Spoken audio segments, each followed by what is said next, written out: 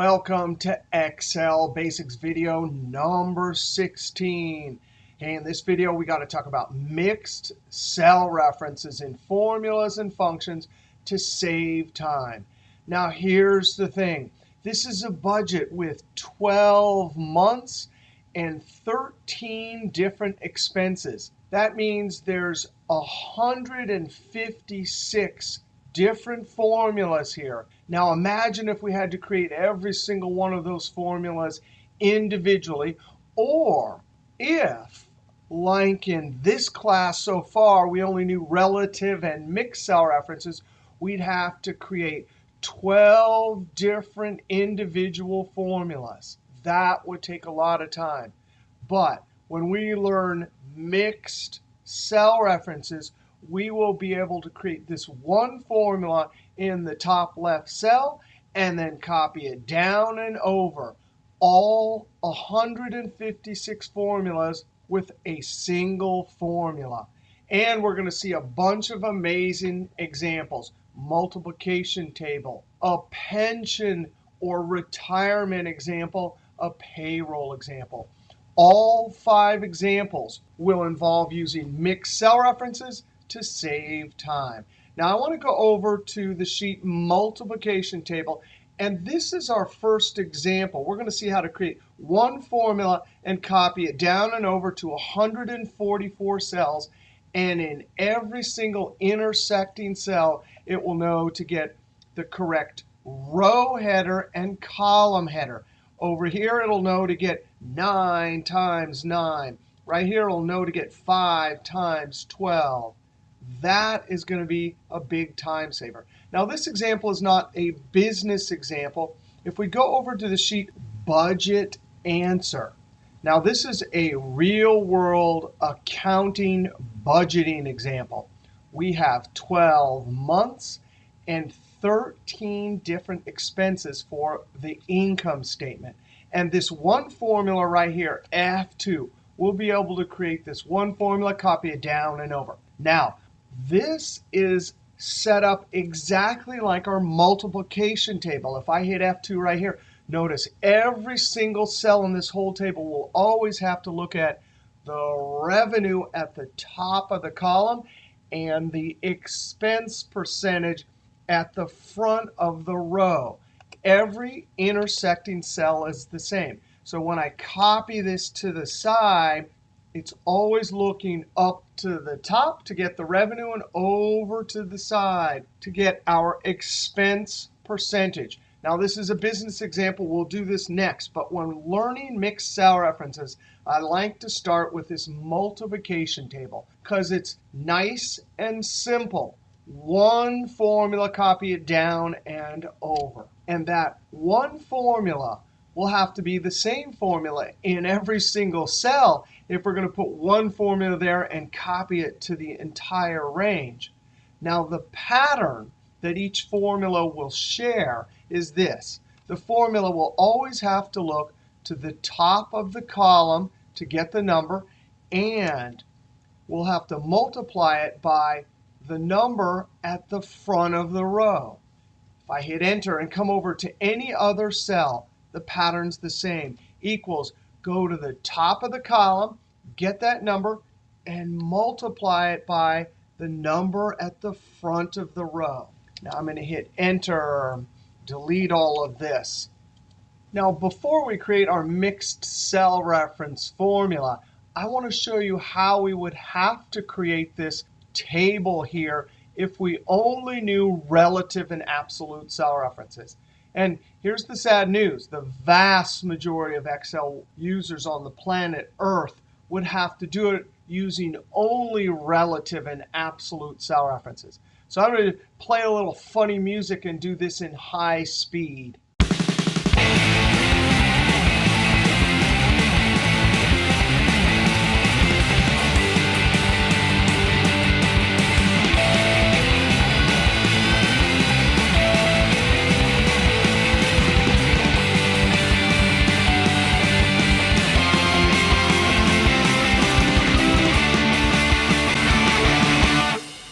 That would take much too long.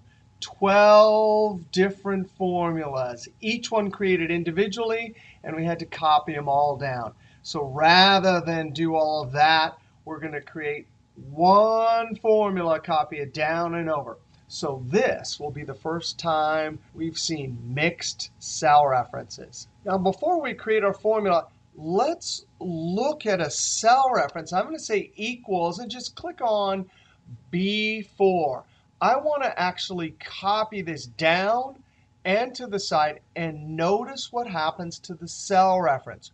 We want to notice what is moving or changing as I copy down and as I copy to the side.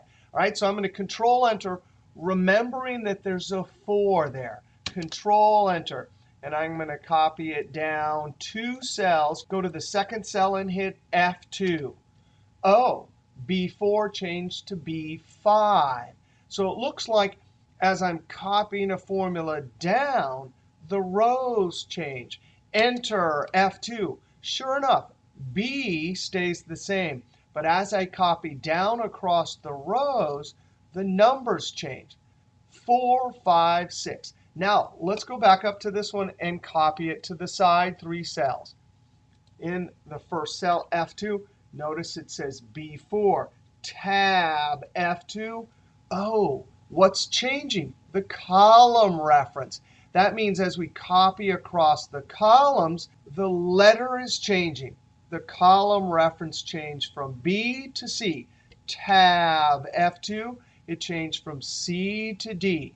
All right, that's going to help us decipher or figure out what type of mixed cell reference we want. I'm going to delete all this. Now I'm in cell B5, and I'm going to create my base formula equals up arrow times left arrow. Notice for that one cell, that would work. 1 times 1. Now, the trick to mixed cell references is when you have a cell reference, I need to ask 2 questions of it. And then once I answer those questions, I go on to the next cell reference and ask the same 2 questions. Now, why 2 questions? Well, because when you're copying a formula, you can only copy it in 2 directions, down across the rows or to the side across the columns. All right, I'm going to pick one of the cell references first. Make sure your cursor is touching B4. And now I'm going to ask the question. For B4, when I copy the formula down, what do I want it to do? Do I want it locked on B4? Or do I want it to move relatively? Well, of course, every cell in this column has to be locked on B4. Now think about this. What is going to move as I copy down? Well, of course, the 4 is going to change to 5 and 6. And I want to stop it from moving. So guess what? I need a $sign in front of the 4. If I hit the F4 key, as we've learned in this class so far, that puts in $2 signs. But that is not a mixed cell reference. That's called an absolute cell reference. But watch this. We can hit the F4 key a second time. Wow. It's putting the $sign just in front of the 4, just in front of the row reference. Now let's just see what the F4 key does if we hit it again. Oh, it puts the $sign in front of only the column reference B. Hit F4 again. Wow, it cycled back to a relative cell reference. Now I'm going to hit F4 a bunch of times, and I want you to notice it's just like a merry-go-round. It is cycling through each one of the different types of cell references. Relative cell reference, absolute cell reference, mixed cell reference with only the row locked, mixed cell reference with only the column locked. Now I'm going to hit F4 1, 2, 3 times and stop when the $sign is in front of the 4. That $sign will stop the 4 from going to 5, 6, and so on. All right, so as I copy down, it's locked on B4, and that will work. Now I need to ask the second question of B4. When I copy the formula across the columns to the side, do I want it to move relatively, or do I want it locked on cell B4? I want it relative. Notice B4, there it is right there. But if I copy the formula to the next cell, I really want C4. So I'm not going to put a dollar sign in front of the B. If I do not put a dollar sign there, then it's allowed to move to C, D, and so on as we copy it across the columns. All right, so we answered both questions for B4. Now we put our cursor in A5. And I'm going to ask the same two questions. As I copy the formula down, what do I want A5 to do? Do I want it to move relatively, or do I want it locked? Well, of course, for this one, notice down, down. I always want the formula looking one cell to the left. Every single formula in this column has to have A5 change as a relative cell reference as I copy down. So I'm definitely not putting a dollar sign in front of the 5. All right, the second question about A5. What do I want A5 to do when I copy to the side across the columns? Well, think about this. What would change? If I copied this right now, A5 would move to B5. And that's not what I want. I want it locked on A5. So now I'm going to hit the F4 key 1, 2, 3 times. And that's what I want. I do not want a dollar sign in front of the 5. I want it to move relatively as I copy down. But as I copy to the side, I need to stop that A from moving to B and C. And there you go. We answered both questions for A5 and B4. Now let's try it. Control-Enter. And I'm going to copy it to the whole range, but you can't click and drag diagonally.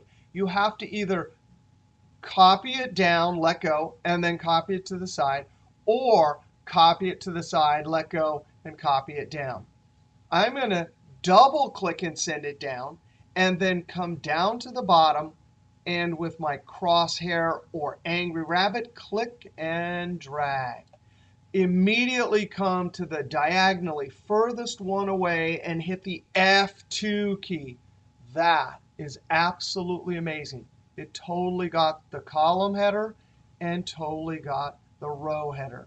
Escape any cell that you pick. F2, it got it exactly right. It followed the pattern. It's totally getting column header times row header. Escape, back up here, F2. That is a mixed cell reference with only the row locked. That's a mixed cell reference with only the column locked. Now, before we move on to our next example, I want to delete all these and show you two more things. Now, we just created our formula using the to-question method. The other method is called the sledgehammer method. I'm going to create the formula, Control-Enter, and this is the sledgehammer method. I'm going to copy it down 1, click in the cell F2, and I'm looking to see what changed that wasn't supposed to change. Well, of course, B4 changed to B5. So the 5 changed. So I'm going to escape, come up to the top cell F2, and I'm putting a dollar sign in front of the thing that changed because I don't want the 4 to change to a 5. So I'm going to hit F4 1, 2 times. Now I'm going to Control-Enter and copy it down 1 cell. Come to the second cell, F2. Right there, it's totally correct. The blue one and the red one. Column header and row header. So it's working when we go down. Now, escape. Let's come back up here. F2. A5, I'm going to copy this to the side. Escape and drag it 1 over. This is the sledgehammer method, so I'm going to put the second cell in edit mode in F2. I'm looking and seeing that the A5 moved to B5. So it's the A that went to B. So I'm going to escape, go back to the first cell, F2, and put a dollar sign in front of the thing that was moving that I want to stop from moving. So I hit the F4 1, 2, 3 times. Now I'm going to Control-Enter, copy it down because I changed it, right? Hit F2. That's working. Escape. Copy it to the side, F2. And you got to be kidding. the sledgehammer method, I just kept looking to see what changed, always going back to the original cell and putting dollar signs in front of the things that were changing that I didn't want to change, and I have the formula. Now I'm going to copy this down and then to the side. Go to the last cell, F2. Absolutely amazing. One other amazing trick. And watch this. I am allowed to highlight a bunch of cells that are all going to get the same thing. I can highlight in advance all the cells. And notice the active cell is the light colored cell. Equal sign, up arrow, hit the F4 key once and twice, times left arrow. I'm going to hit the F4 key 1, 2, 3 times. And look at that. There's the correct formula that I need to populate into all the cells. So I can Control Enter to put whatever's in the active cell into all the cells. Now I can go to the diagonally furthest one away and hit F2, and that is working. All right, let's go look at some business examples of where we can use mixed cell references. Let's go to video 2. Now in video 2, we did a budget. We had a cell that pointed to the first revenue for the first period. Then we had a formula that calculated incrementally an increase in revenue. And then F2, we calculated expenses. Now this whole row represents all the expenses. So 85% of every dollar that's into the business is used up for expenses. But that's not a very realistic example. Let's go over to the sheet budget. This is a much more common example. We don't have one expense. We have 13 different expenses. And the accountants already figured out for each one of our categories for expenses what the percentage of revenue is. So for example, for cost of goods sold, for every $1 into the cash register, 37.5 pennies is used up in cost of goods sold. 13.5 for salary and wages. 1 penny goes to repairs and maintenance. So all of these percentages we need to use to calculate the budgeted or estimated expense for each one of our months. And since there's 12 months and 13 expenses, that's 156 formulas that we're going to be able to create a single formula, copy it down and over, and we're done. Now, let's go ahead. We have a start revenue and a assumed revenue increase for each month. We're going to click in the first cell for January revenue, E5, equals, and I'm going to click on the cell in the assumption area that has start revenue for January, tab. Now, I actually color-coded each one of the formula cells with a slightly different formula, just so when we're learning, we know a single formula goes there. These are all the same formulas, same, and so on. All right, February. Now, we did this in video number 2, and this is video number 16.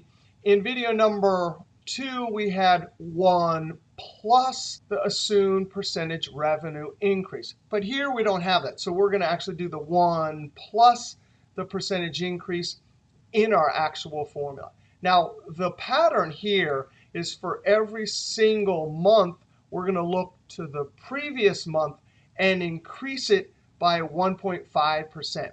So our formula for February is this. Equals left arrow. That's a relative cell reference that will always look to the previous period for last month's revenue times, and I want the complete original amount from the previous month. So I put 1 plus the assumed revenue increase, which is revenue increase over there. Now, I'm only copying this to the side, and I need B5 locked. I absolutely could hit F4. That would work. But I want you to challenge yourself every single time you copy a formula, and it's not a relative cell reference. I want you to put the minimum number of dollar signs. Now, I'm copying this to the side across the columns. So I only need to stop the B from moving. So I'm going to hit the F4 1 and 2 times. That formula will work.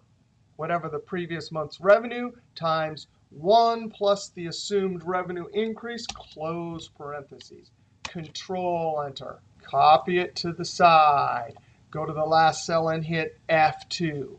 I can already see, because I didn't add any number formatting, that I have extraneous decimals. We should have already guessed, I don't know how many times is this in the class so far, 5 or 6 or 7 times. Anytime you have extraneous decimals and you're multiplying, you're going to run into extraneous decimals. We're dealing with money, so that 2/10 of a penny right there, 8/10 of a penny, we got to get rid of it. Or we have to properly round. This will be 82.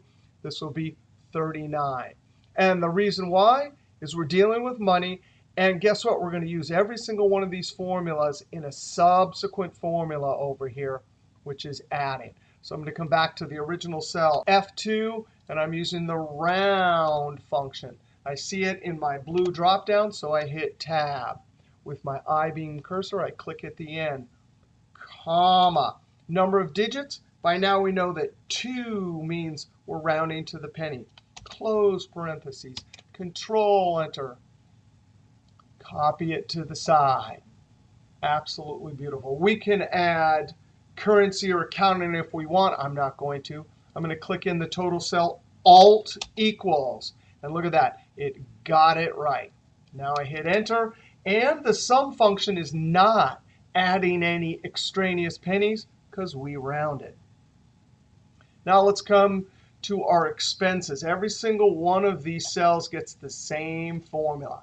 I'm going to click in the top cell, equals, and our base formula is this month's revenue times the expense percentage for this row. Now I'm going to do the two question method. I'm clicking my cursor in E5. As I copy down across the rows, do I want it locked on January or do I want it to move relatively? I want it locked. I'm copying across the row, so that reminds me that I need to stop the 5 from moving. So I'm going to hit the F4 key once and twice. Now the second question about E5, when I copy it to the side, do I want it locked on January or do I want the blue box to move to each one of the month's revenues? I want it to move. I want E to move to F and G and so on. So I'm done with E5. Now I click in B7. When I copy down to salaries and rent, do I want that orange one to be locked on cost of goods sold or do I want it to move to salaries and then rent and so on? I want it to move as a relative cell reference as I copy down. I want B7 to move to B8, B9, and so on. Now, the second question, when I copy to the side to February and March, I'm copying across the columns. I'm going to E, F, G, and so on. Do I want it locked on B7? You bet I do. So since I'm copying it across the columns, I need to stop that B from moving. So I hit the F4 key 1, 2, 3 times. Dollar sign is only in front of the B and not the 7. Now I'm going to Control Enter, copy it down. I do not want to double click there because I have other formulas that go below. Notice I had to stop and let go. By the way, Control Z, you cannot do this. No matter how hard you try to drag it diagonally, it's never going to work. It's a two-step process. So I let go. Then I re-grab the fill handle with my Angry Rabbit and click and drag. I'm going to click in the last cell in F2. That is absolutely amazing. Now, tons of extraneous decimals. We absolutely need to round. And watch this. I'm going to highlight the entire range. Active cell at the top, I'm hitting F2. Now, in our multiplication table example, I showed you how to create a formula in the active cell and then use Control Enter to populate it through the whole range. But here, we're going to edit it and then populate it throughout the whole range. So round, tab, I-beam at the end, comma 2, close parentheses.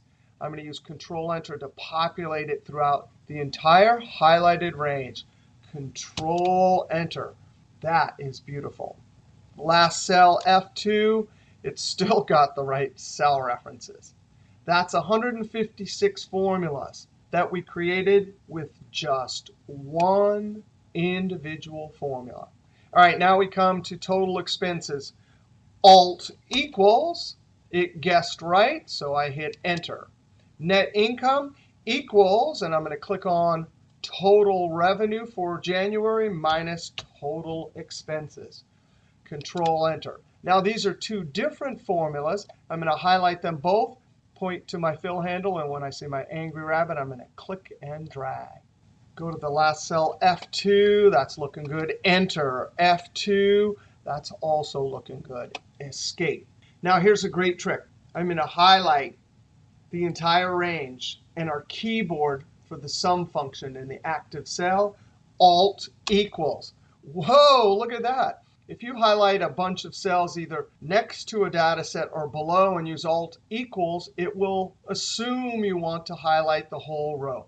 Now, I get nervous anytime I do that. So I do that in Alt equal, but I immediately hit F2 just because when we highlighted an Alt equals, it didn't give us the chance to verify. So I hit F2 and I'm verifying. I hit Enter. Now, if we want, we can come and highlight using my control trick, Control 1. And I could use whatever number formatting I want. I'm going to use currency, click OK. And that is amazing. We can come, and if our assumed revenue is actually $4,500, as soon as I change that and hit Enter, everything will update. Rent was not 0.75. It was actually 5. So when I change that, instantly that row, total expenses, net income, changes. Now I'm going to Control ZZ. That is a beautiful budget example. We created it quickly with mixed cell references. Now we need to talk about these assumption tables. So I'm going to go over to the sheet Budget and Assumption Table. Now here's a little mini version. I've already created all of the revenue, total expenses, net income. All I want to do is think about when we can use mixed cell references. And here's the rule. It's very simple. Notice the labels here are listed vertically. So when I come here and try to use mixed cell references, my assumption table has to be oriented the same direction, vertical, vertical. So the assumption table has to have the labels and numbers listed vertically, and the formula table also has to have the labels, and then our formulas will be vertical also. This will not work. You cannot have horizontal and vertical. Now, the problem is textbooks that you get in school and assignments you get in your job. The accounting department sometimes doesn't know about mixed cell references. So they'll send you over a table that has vertical labels and horizontal assumptions. And you have to go ask them, can I please change it from a horizontal to a vertical so I can use mixed cell references? Now, one easy way to do this is if you copy this, Control-C. If I come over to the side and Control-V, this Control Smart Tag has an awesome option. I can click the little down arrow and say, please transpose. And just like that, I've turned an assumption table that will not allow mixed cell references to one that will. This is vertical. This is vertical, so this would work with this table. Now, this table is vertical. We could use a horizontal assumption table if these labels were horizontal up here. That's why right here it says either horizontal works, vertical or vertical works. But if you have one that's horizontal and one that's vertical, it will not work. You cannot use mixed cell references. All right, so let's create our formula. If I highlight, and we'll use our trick, we'll create our formula in the active cell, equals round tab up arrow, and I'm asking the two questions. When I copy B5 down, do I need it locked? Yes, I do. So I'm going to hit the F4 key once and twice. When I copy B5 to the side, do I want it to move to February? Yes, I do. So no $ in front of the B. Times, and I'm clicking on the assumption table with the vertical labels and vertical numbers. Now I'm asking the question, when I copy down from cost of goods sold to operating, do I want this to move to operating and administrative? Yes, I do. So I don't want to lock it when I go down.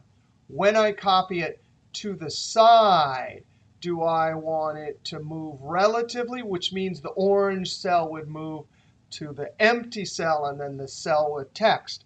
No, I don't. I need it locked. Since I'm copying across the columns, I need to stop that B from moving. So I hit the F4 key 1, 2, 3 times. Now, that'll work, comma 2, close parentheses. I'm going to populate this formula into the highlighted range using Control-Enter.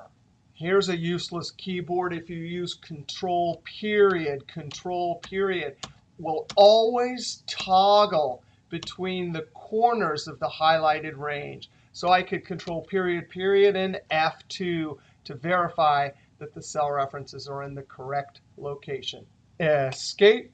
All right, let's go look at another great example. We want to go to the sheet pension. And in this business example, we have a pension or retirement table here that we want to fill out. And we're assuming that we will deposit $3,000 into some investment vehicle, whether it's bonds or mutual funds or stocks or pension or an annuity. But we're putting $3,000 in at the end of each year. Well, since we want to see what will happen at 3%, 4%, 5% assumed return for each year, and see what happens if we save over longer and longer periods of time, I need the same calculation in every cell. And look at this. It's always going to need to know for this column 5%, and for this row the 35 years. When I come down here, this needs 6 and 40. So it's like our multiplication table or our budget. Every intersecting cell has the input at the top of the column and the head of the row. Now, this is a fancy finance formula. And in my finance class, we get to talk about the math behind it. But luckily, Excel has this great function called FV. And FV means future value. Future value is similar to the PMT function we studied a few videos ago to calculate a loan payment. Future value has similar arguments to PMT. We need to put in a period rate, the total number of periods, and the amount of the payment each period. And just like our PMT function, we're going to ignore the last two arguments. Anytime you see an argument in square brackets, just like we saw in PMT and in VLOOKUP, if you know what the default is, you can leave those out. And we do not need those. So all we have to do is put in the first three arguments. Now, rate, that's the period rate. We're annual, so we click on that top cell right there. Now, we're not going to worry about the cell references yet. Comma, total number of periods. Well, that's going to be number of years. Comma, payment, that's the amount you put at the end of each year. And that's our 3,000. Now, if we had an amount in the bank at the beginning, that's what we put in for present value. If we leave that out, it assumes 0. And type, just as we talked about with the PMT function, type is either at the beginning of the period or the end of the period. Most consumer loans and investment vehicles assume that you put the amount in at the end, and that's the default. So we don't have to put either one of those arguments in. Close parentheses. Now, I'm going to one by one click in each cell reference and ask what we want it to do throughout the copy action. Now, as I copy this formula down, I'm going to move this out of the way. As I copy this formula down, what do I want B6 to do? Well, as I copy down, I need it locked on that 3%. So since I'm copying down across the numbers, I'm going to hit the F4 key once and twice, locking the 6. That 6 will not move to 7, 8, 9. Now, B6, when I copy to the side across the columns, do I want B6, which is that 3%, to move to C6, which is the 4%? Yes, I do. So no dollar sign in front of the B. Now, A7, that's the number of years. As I copy down across the rows, do I want the orange one to move? Yes, I do. I want it to move as I copy down as a relative cell reference. So no dollar sign in front of the number. Now, A7, as I copy across the columns, do I need every single formula locked on the 10? Yes, I do. So I need to hit the F4 key 1, 2, 3 times to stop the A from moving to B and C as I copy it across the columns. Now, the third cell reference. This is the payment up here. What do I want to do as I copy down? Well, I need it locked. What do I need to do as I copy it to the side? Well, I need it locked. Every cell for future value needs the 3000. So I simply hit the F4 key one time. And there it is. That's our first formula where we've seen mixed cell reference with the row locked, mixed cell reference with the column locked, absolute. Now we can Control Enter. I'm copying it to the side and then double clicking and send it down. I'm going to go to the diagonally furthest one away and click, or use Control period period. I see that it's highlighted F2. And look at that. Totally got the column header, the row header, and the locked 3000. All right, that was a great pension example using mixed cell references. Now we have our last example, payroll. I'm going to go over to the payroll sheet.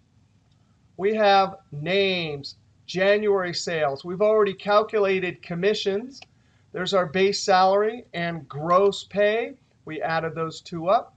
Now we need FICA deduction, Medicare deduction, and federal withholdings deduction. Down here, I have a horizontal assumption table.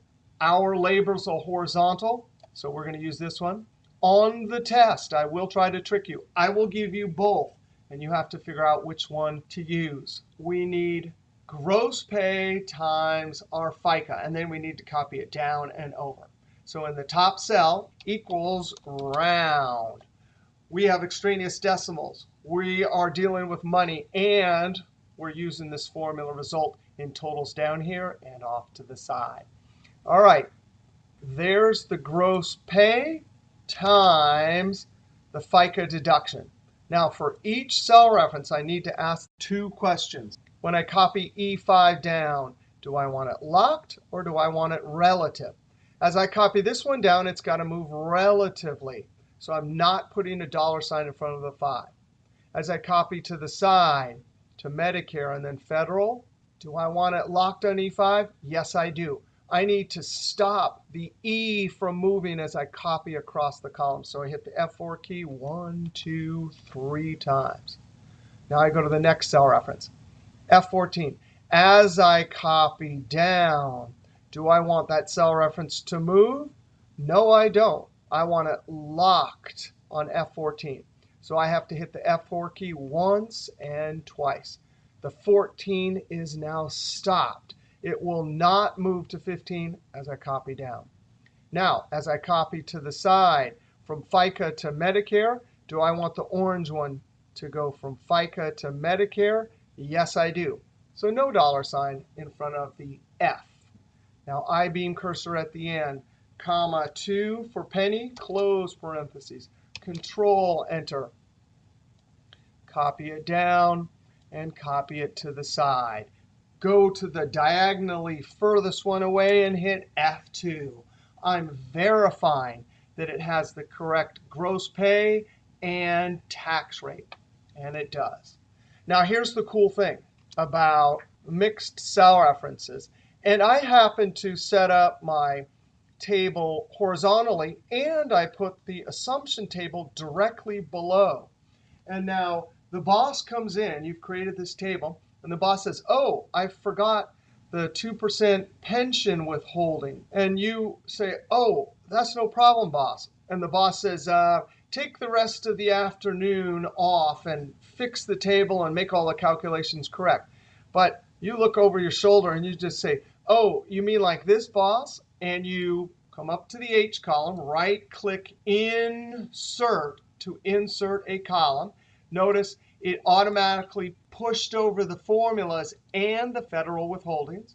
And you said, oh, you wanted pension, right? Enter. And you said it was 2%. So I hit Enter. It's got 2%. And now you simply, since that formula is set up for mixed cell references, and this formula already has a sum, you simply highlight the column and copy it over. You can even check it if you want. It's totally working perfect. These formulas over here are totally working perfect. This one right here, totally working perfect. You only need to make sure that it says pension here. So you were tricky. F2, you even got the labels from up here down in the assumption table. So now you're just going to copy that over. That is the power of mixed cell references. Now, I got to tell you two stories. When I worked for Broderick Consulting, something very similar to this happened. I was working on a template that I had amended so it was efficient, and the boss did walk in and said, hey, can you make these improvements? And I literally looked over my shoulder, inserted a column, added a couple month labels, copied the formulas over, and in 5 seconds, I had updated the template. And you can imagine how happy the boss was. Not only that, but we've seen the round function, what, 5, 6, 7, 8, 9 times in this class. And it is one of those things that most people don't do. And what that means is so many spreadsheets are incorrect. Now, they may be only off by a few pennies, but that matters. And we've got to go look at YouTube at our class video number 9. So here's our class video number 9 about number formatting and round. And look at this. I want to zoom in and look at this comment. This YouTuber said, here's a story. A teeny little recent glory at work. It happened a few times in the past that the accounting sheets I received daily from the billing guys were a penny or two off here and there.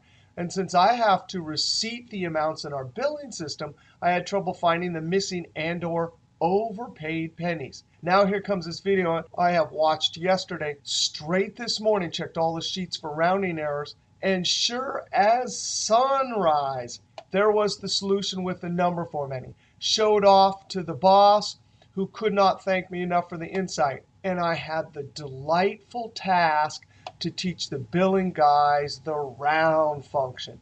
Now, this is just one anecdote, and I tell you anecdotes about my work experience, but this could be happening thousands of times every day. And guess what? In your job from now on, you can be the one, F2, to build the efficient template. And always remember, in our case, to use mixed cell references and use that round function. All right, there are some homework problems over here for you to practice. And in this video, we definitely saw how to use mixed cell references in a payroll example. Over on pension, we saw how to use mixed cell references in a finance or pension example. We talked about how setting up your assumption table with the correct orientation is required if you want to use mixed cell references. Over on budget, we saw a situation where we had 13 expenses in 12 months, and we used mixed cell references to quickly create those formulas. And we started it off with the multiplication table, a great trick for teaching yourself, or if you forget, 6 months from now you have a job and you forget how to do mixed cell references, just whip out a multiplication table, remind yourself how those mixed cell references work, and you're good to go.